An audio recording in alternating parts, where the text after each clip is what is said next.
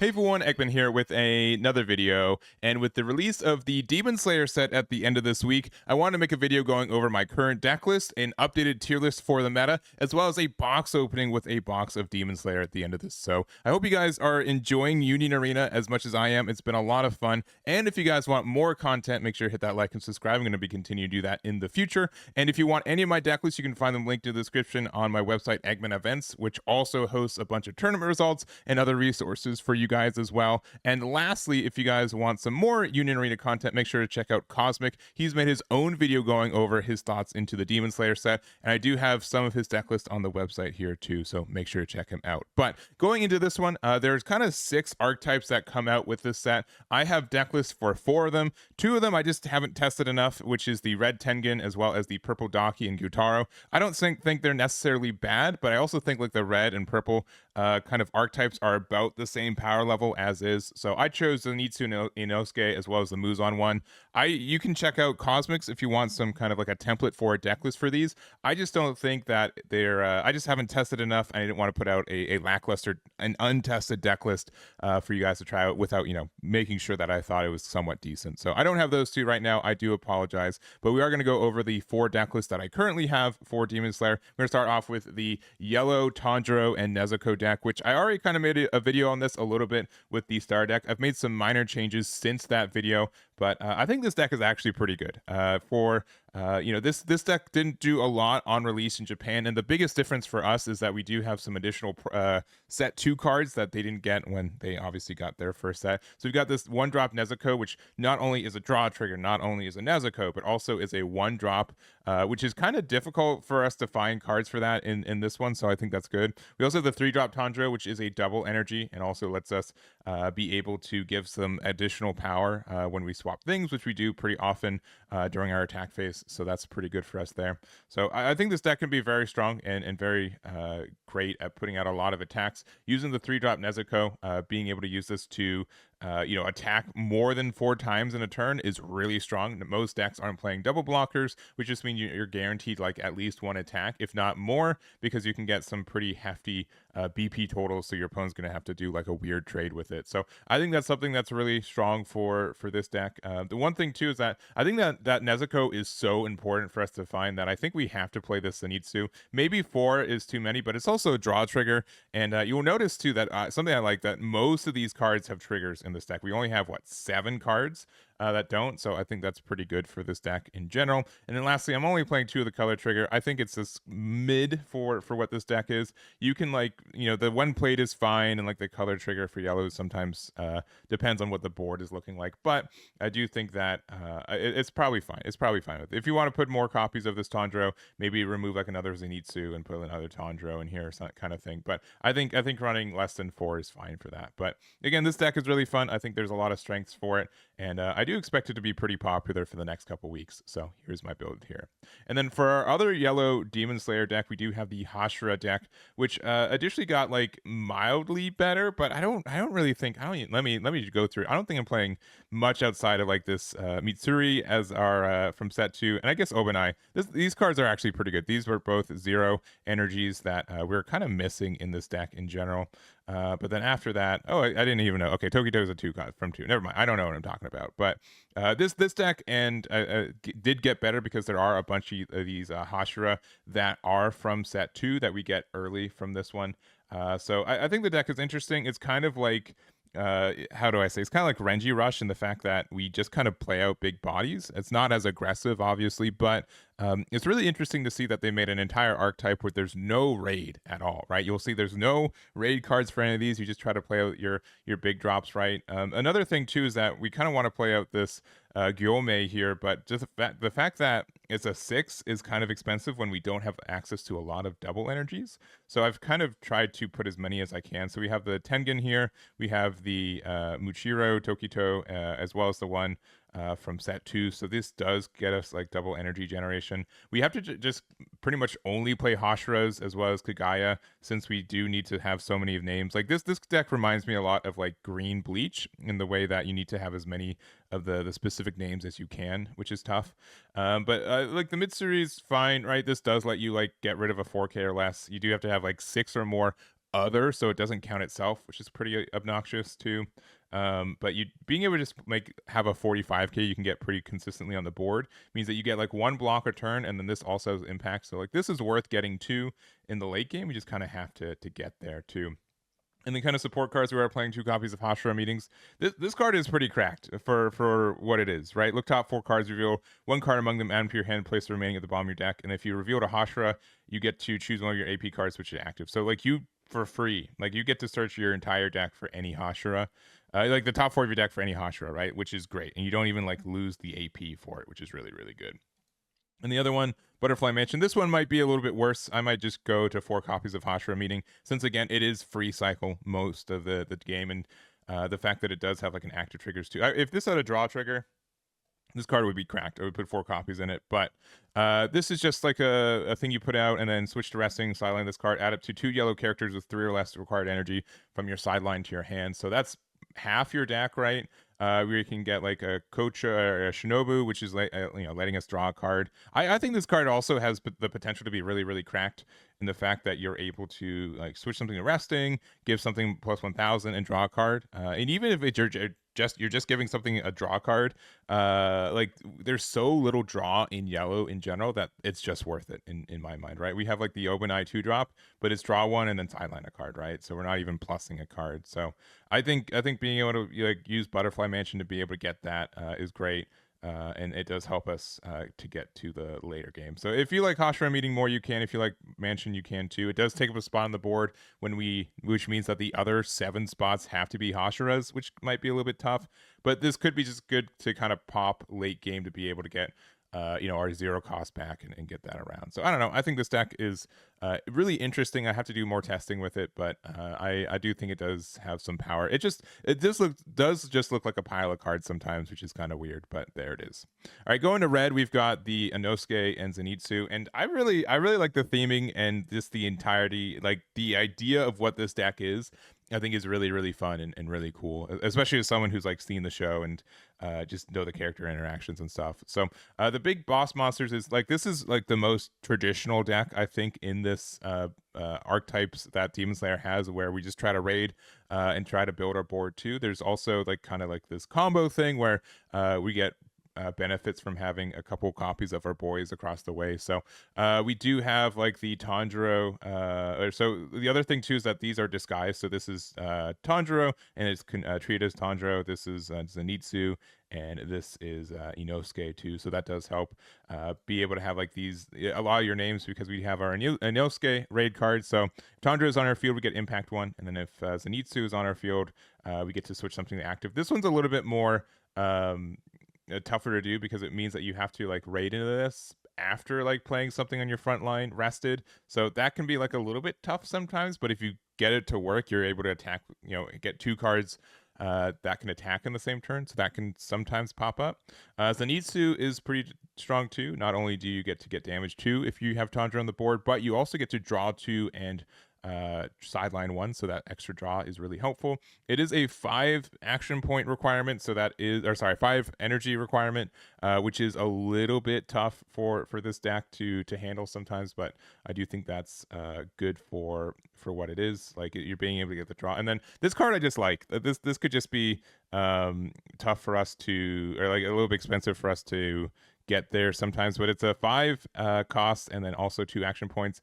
When play this character from your hand set to active, so you do get to attack the turn you play with it, and when played, you may place 1 card from your hand into your sideline. If you do, choose 1 character with 3000 or less BP, sideline it, and then this gets impact 1 until the end of the turn. So just the fact that this gets removal, I think, is good, and the fact that we don't have like a lot of removal in this deck, and we already kind of need to get to 5 anyways for Zenitsu, so it's not terrible for us to be able to see that sequenced in it. So we do have the Rengoku in here. If you don't like it, you don't have to keep it there. But I do like the idea of that we can get some removal on these 3Ks, which is really nice. So other than that, I think this deck is interesting. We have essentially just a bunch of Zenitsu and Inosuke's and Tanjiros, and then we also have like some Nezuko's just for like the double energy, since we do kind of need that to be able to get to our 5. So we have the Inosuke, and then also the Zenitsu color trigger, which the red color trigger can be kind of rough too, because unless you hit this really early, it's not doing a lot.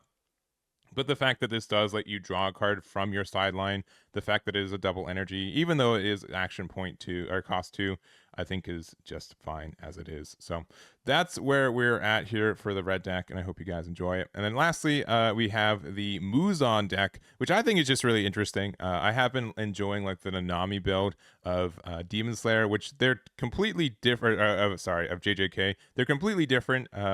Because just power level, I think. But the kind of idea for this deck is the 4-drop Muzan. So it has impact 2, damage 2, and has a double energy. So it's a really strong card, but it does have the restriction of this character cannot be played onto or moved onto the front line unless you have 20 or more 20 or more cards in your sideline. So what that means is that you have to try to mill yourself out, pretty much half your deck, and which again kind of has the idea of the Nami, but the difference between the two is that the Nami has to have 15 cards left in your deck, which means that you just get benefits from drawing on top of just seeing more of your deck. This one has to have 20 cards into your sideline, so that's a little bit different. It's a little bit trickier to do that because you'll see a lot of people play this deck and just try to draw as many cards as you can, which kind of helps, but without putting cards in your sideline from your hand, which you can't do for free most of the time, you're just not generating enough cards into your sideline in the first place. So because of that, I've just kind of decided to try to make that a little bit easier. Our 0-drops are just our lower ranked demons, right? This draws one. We also have the boy form, which lets us put it into our sideline after the double energy generation, which I think being able to like sequence this correctly where you do this a little bit early just to put it into your sideline and then later use it, I think is good. We got lower 6 as well, draw a card and place 1 card from your hand into your sideline. You can also sequence this with Purge to be able to like get the double energy, and then you are able to draw 2, and then you lose it, but you already get the benefit from it, which is really nice. We also have our lower 6, which draw 1, and we also have lower 3, which just draws a card when sidelined. We have the Muzan 4-drop. The fact that this looks for a lower ranked demon and then puts a card into our sideline means it does kind of what we need. It is unfortunate if it's bottom decks a lot of like our special final or other triggers, but I think the fact that this does cycle and put a card in there is good. We also do have the Enmu. This card can be good. It's a little rough that we only have like this 2-drop where like the draw condition for it is like a little bit hefty to do in one turn to be able to sideline one of our cards and then play this, but it's not impossible. But then also we have the raid Enmu, so just being able to use this to draw 2 cards and place 1 card from your hand into your sideline. The other thing is that if we have 15 or more cards in your sideline, this becomes a 45k, and this is on both turns, so that's not terribly hard to do. This helps us like be a 45k blocker in the mid to late game to make it so we survive to be able to play our Muzan, which I think is good. Other than that, we have our Rui, which is another lower ranked demon as well. So this one play, if character's been sidelined this turn, choose 1 character your opponent's front line, it loses 15 to the end of the turn. Mostly we're just using this for the double energy and the active, which you'll notice that we don't have a lot of triggers in life, which is pretty unfortunate for this deck. Especially since, I don't know, I feel like we could get a lot more consistency if some of these like lower cards had like a draw trigger or something like that. I think that helped the deck, because even Enmu is just an active trigger, which I think feels bad. Like the only draw trigger that we have in this, I think in purple in general for Demon Slayer is this Purge card. I don't think there's really any other. Let me double check. I don't think there's any other draw triggers, which just feels bad. In especially like a purple deck for this one, right? I don't think they just exist, right? There's just so few. Okay, there's Tioni, which we could use for a draw trigger, but this card is just bad. I'll say it. And then I guess we also have Yahaba, which both these cards are bad. I feel like they're for different archetypes, right? They let you switch things to other energy lines, but it doesn't let you cheat out your Muzan. So I don't really get why we would do it, unless like we have Muzan in the back and then in the same turn we get to 20 and then we can like use this to switch it. But this is still just one sideline. So unless this is like the 20th card to hit your sideline. So I don't know. I think this deck can have some potential. I also like this card though. So this card you get to play active in your field. It's a 4k. I think it could have been like a 45k since you're playing 6 energy. It's a 6 energy requirement and you're playing 2 action points. But when you play this card, you place 2 cards from your hand into your sideline. If you do this, get snipe and impact 1 until the end of the turn, which just means that this is one of our best ways to get cards out of our hand to be able to put them into our sideline. So that's fine. And also the fact that it's more removal is really good. Our special trigger is fine for what this deck is. Being able to, we have to sideline one of our own characters, and then we get to sideline anything on your opponent's front line. So it does get some good removal. It just means that we do have to be careful that we aren't like removing too many of our bodies. But we could do something again, like we can use the Muzan here, get the double energy, and then we can use this to pop something, since this would pop itself at the end of the turn anyways. So it's a really interesting deck, right? You do need to set up, I think, maybe a little bit too much at times, but I do like kind of the gameplay for it. And again, the being able to just scooch this 5k body up, impact 2 damage to, is really cool. Sometimes it might not be enough, but there's also just some times where like I have like 2 or 3 of these sitting in the back throughout the game, and then when I hit that 20, I can just push all these up at the end, and then it just like I get 6 damage, which is really tough for most, like unless they get some really spectacular triggers, just happens, and I can just kind of win the game in style. So I don't know, this one is definitely a little bit less consistent than others, but it's a cool idea, and I like the implementation for it. So those are all the deck lists that I have for today, and let's go to my updated tier list. All right, and here's my updated Union Arena tier list with the release of Demon Slayer here in North America. And also for each one of these entries, these are just kind of representing like the best deck that you can make with the color and IP combination. I know that most colors have like 2 different archetypes, and they usually are wildly different in strength, but just kind of consolidate this, I'm just kind of doing that just so you guys kind of know what things look like, and not necessarily like Tanjiro's tier 1. I'm not saying like yellow Hashira is necessarily tier 1, but if you're trying to make the best deck with yellow Demon Slayer cards, where would it be? And I think that's a better representation, even though like we are missing out on a lot of decks. So anyways, for best decks in format, I think it's both the blue JJK deck as well as the purple Code Geass. Both are very, very strong. I think the other thing is that both of them get so many things off of their life as well. They get a lot of cycle, and there's just a lot of pressure that you're able to do with both these decks. So they've been very present in tournaments, and I don't think they're going away anytime soon. We also have the tier 1. So I think these are just kind of like a little bit of a step below, but they are strong decks in this format right now too. We've got the purple Bleach, we've got the green Kurapika, the green Code Geass, as well as yellow of the Demon Slayer, which might be like a little bit high, but I really do think getting the Tanjiro and Nezuko early for us here in the English version has helped the deck out immensely. It's given us something to do, it's giving us like another double energy, it's just made the deck a lot more consistent, and just I think the fact that we can consistently get 4 or 5 plus attacks every turn makes it so a lot of decks just can't interact with us in a lot of ways. So I think the deck is really strong, and I'm happy to see it doing pretty well here in North America. I think purple Bleach is probably like a little bit underrepresented, but I think people are mostly playing purple Code Geass, which is like a little bit stronger in like purple in general, but I think the deck still is very popular here in the States.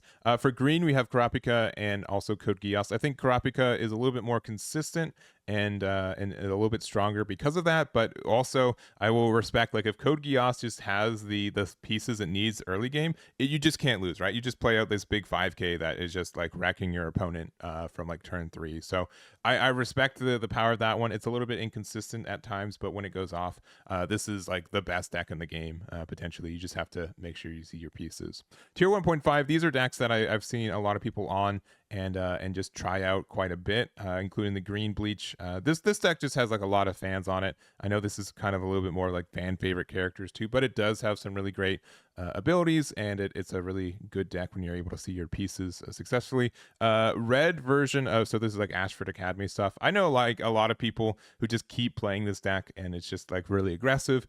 Because of that, it's sometimes runs out of steam, but it is I think solid deck, so I want to put it 1.5. And then red of the Demon Slayer, I think this deck is still pretty good for what it is. I like what it does. Sometimes you are like seeing like all your Tanjiros and none of your Skates kind of thing, but I think there's some potential for this, and especially for like red being like quote unquote the newest color for us, since we kind of got it late compared to Japan. I think that there's something like something can happen with red. I think these are the 2 strongest, even though they are the only 2 red decks that exist right now. So there's that. And then tier 2, I'm not even going to say that these are necessarily bad decks, but they're just decks that I haven't seen really represented in tournaments that I've been hosting and running or not. I know specifically, like I'm a super big purple Hunter x Hunter believer, but I think that these decks are just kind of starting to really eclipse it. I know there's a lot of purple JJK fans, and that I'm probably insulting insulting here, which I'm not trying to. You can still play your deck. Don't let me stop you, but I do think that it's not completely there yet. And then also purple. I could be wrong about this one. I think the red one's just better. So like yellow, red, and purple are like the tier list for the colors in Demon Slayer in general. But yeah, it's just like a little bit of setup, or like the combos aren't necessarily worth it. But I do think that there are going to be a lot of people who are trying in the next couple weeks, and I'll be happy if I'm wrong on that one too. But that's kind of the tier list for me. I hope you guys enjoyed this video, and let's go to the box opening. All right, let's get to the box opening. I've got a fresh box of Demon Slayer, and let's jump on into it. So, unlike other Bandai card games, this is a 16-pack box, which I'm used to 24. There's also a promo pack, which usually has a foil of one of the zero-cost raid targets. And looks like we get a purple version of Warba Hime, which also treats as Daki. So really cool card there. I'd like to add that one. I've always like purple seems to be some of the strongest versions of each deck so far, each IP so far. So purple's never the worst one from here. But again, this is kind of a weirder set since there's not as much raid, I feel, as others, or at least there's not as much of an emphasis on it. So we've got 16 packs. Let's just jump on into it. And we have Tioni, Sumiko, Tokito, Emu coming through, Murata, Butterfly Mansion, Tanjiro, Kagaya, the house, and then we have a rare version of Sanemi, and ooh, a 1-star. Oh yeah, already a 1-star version of the Mitsuri Kanroji here. Really nice. Definitely one of the hits for the Hashira deck. I've been using a lot of the yellow of the star deck one, so this doesn't work with this one, unfortunately, but it's a really interesting. It's a color trigger too, which is cool. And yeah, the color triggers for yellow are really weird in this set, but having a 1-star, really nice there. And I think that's a good pull, especially to start off our pack here. All right, our box here, rather. All right, we got a Muzan, Inosuke, Obanai, Demon Power, Suma, Kojiro, Rengoku, Maiko, Makio. My apologies. I promise I watched Demon Slayer. It's just been a minute since it's on hiatus right now. Shinobi, Daki. We also have Sound Breathing 5th Form, String Performance, a Zenitsu, and also, oh dang, 2 super rares back to back. We do have the Akaza here from the Mugen Train arc too. So really nice here. And 2 super rares already. That's very nice. I'm going to put the rares next to it also. I think this is also, is this from set? Yeah, this is from set 2 technically. There's a lot of Hashira that we get like the quote-unquote promos for it. It's a long story, but that is a pretty good rare for us too. All right, moving forward. We have this tasty Mitsuri. We also just this. I'm not going to read the whole thing. Muscular Rice. We got the mice. Jeez, the Crow, Zenitsu, Akaza. We also have Himijima, Total Concentration Breathing, a Nezuko, and a Lower Your Head, which is the special trigger for the for purple. So just 2 rares with, you know, comparison to where we've been. Not too shabby, but we need to hit the rare packs eventually too. All right. Tanjiro, Purge, Zenitsu, Gyataro, Zenko, Nezuko, Mitsuri, Suzumaru, Nezuko. We also have a Hashira Trial, a Tanjiro, this is the color trigger, and ooh, a Zenitsu super rare. So this is for the red kind of entertainment district version of it. So there's like a Zenitsu in Inosuke deck, which is really nice. So raid onto it. If Tanjiro is on your field, this gains damage 2.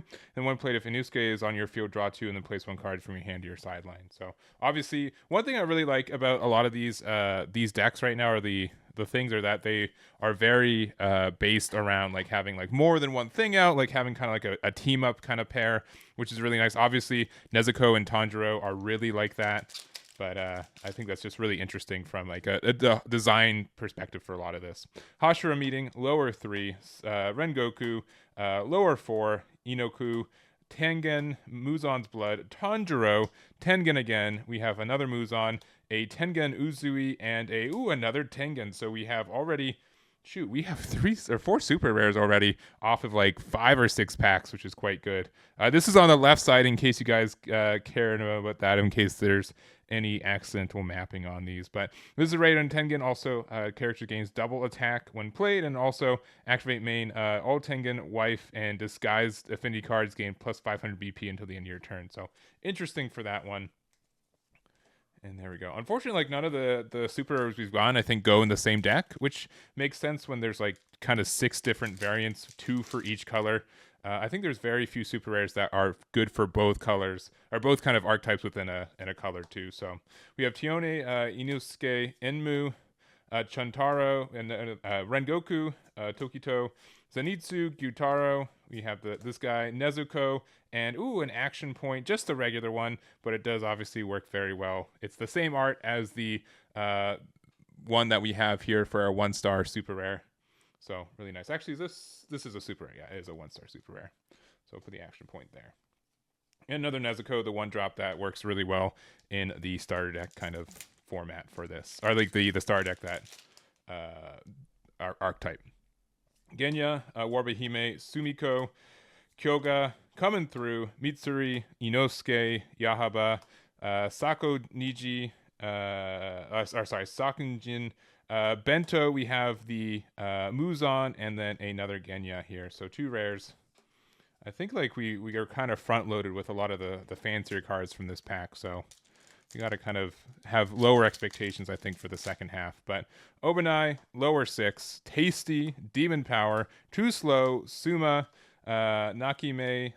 We also have Kanao, Hinasuru, lower 2, Tanjiro, and a Rengoku as well. So this is a red one. Has play this character active onto your field. When played, you may place 1 card from your hand into your sideline. If you do, choose 1 character with 3,000 or less BP on your opponent's front line and sideline it, and this gains impact 1 until the end of the turn. So does a lot. It does. It is an action 2, and that's kind of the thing that I've noticed for a lot of this, which is interesting, is there's so many action 2 kind of effects for this. There's less rating. Like I would say normally this would be a really good like raid card on top of a Rengoku, but instead we just get to play it active, which is interesting for 2 action points, right? So it's really interesting. Also, red's kind of like one of the less popular, or like less in the game, since we only have red from Code Geass and from Demon Slayer. So it's interesting to see red cards in general. It's really cool. All right. Tokito, we have Muzan, Tengen, Murata, lower 4, Inokuko, Himejima, we have Beast Breathing, Muzan, Total Concentration Breathing, a Rui, and a Guya Tamikoa, just a 1 attacking draw card. So really interesting here.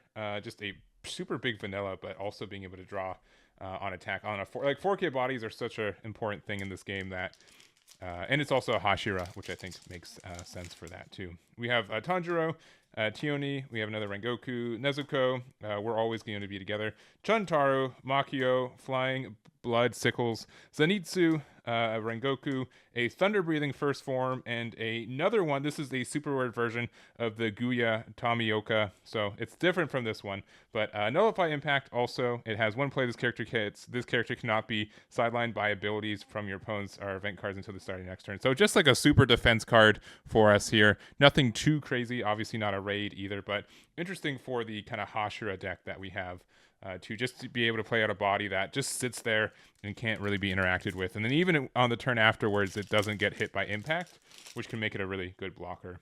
Genya, lower 6, Sumiko, Tengen, Kyoga, Zenko, Kagaya, Daki, Inosuke, Total Concentration Bleeding, Gyutaro, and we have another 1-star. It is the Rengoku that we have. It's a different one than I believe we have. It's the rare one.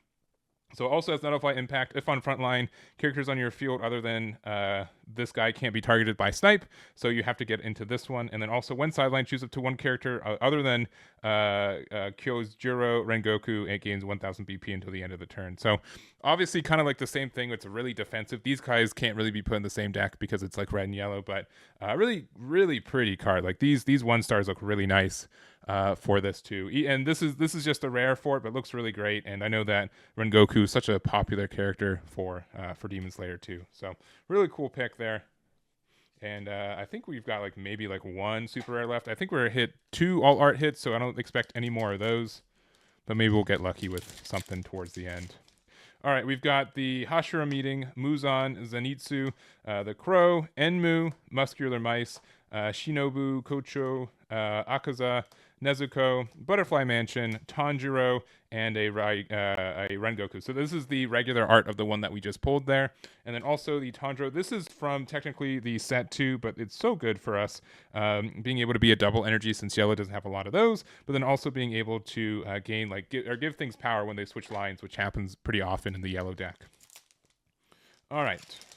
We don't have a lot of packs left. We got Inosuke, Hashira meeting, lower 6, too slow. We're always going to be together. Zenko, Muzan, Hinata, Suru, Senmi, Yahaba, an Inosuke, and an Enmu here. So this is also, you'll see there's a lot of, like, in purple, a lot of just rare raids, which they don't also get the raid trigger, they just get the get trigger.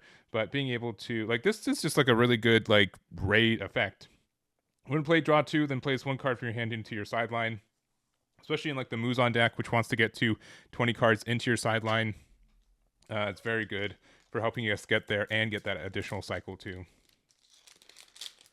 Also gets the plus 5k BP when rated too. Tengen, Genya, Purge, Tengen, lower 4, Muscular Mice, Bento, Muchiro, lower 2, Beast Breathing, Water Breathing, which is the special trigger for Tanjiro, even though we do get it in the starter deck, and another action point of just some of the Hashira here.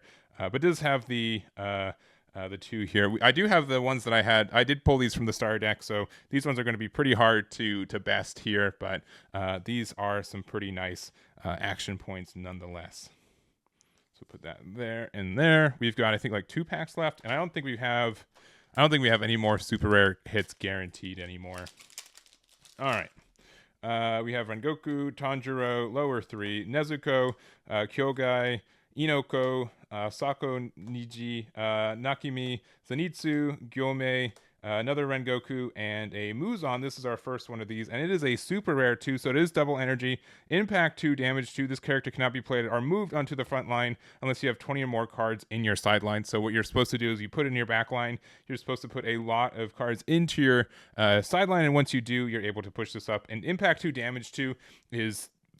They're individually really good tags, and so to have both of them is outrageous. So you do have to, pay the cost of getting to that point, but once you do, you get a lot of benefits from it. And it's also a 5k, which means it's very hard. It gets like a free defense block too, late game. All right, ending it, we got Zenitsu, Obanai, Crow, Gyartaro, Chuntaro, Too Slow, Flying Blood, Sickles, Inosuke, Rengoku, Muzan, another 3-drop Tanjiro, and a 3-drop of the Daki. So this is a rare, and it is also when played, one sideline, choose up to 1 Gyutaro card with 3 or less required energy and 1 AP cost and to active on your field. So being able to play this like twice, it is action point 2. So the fact that this essentially plays 2 additional bodies if you have it set up is really nice for the deck that you have there. But that is the end of the box here. Again, just a quick box opening for you guys. Our hits were a couple of super rares, which let me make sure I know how many we got.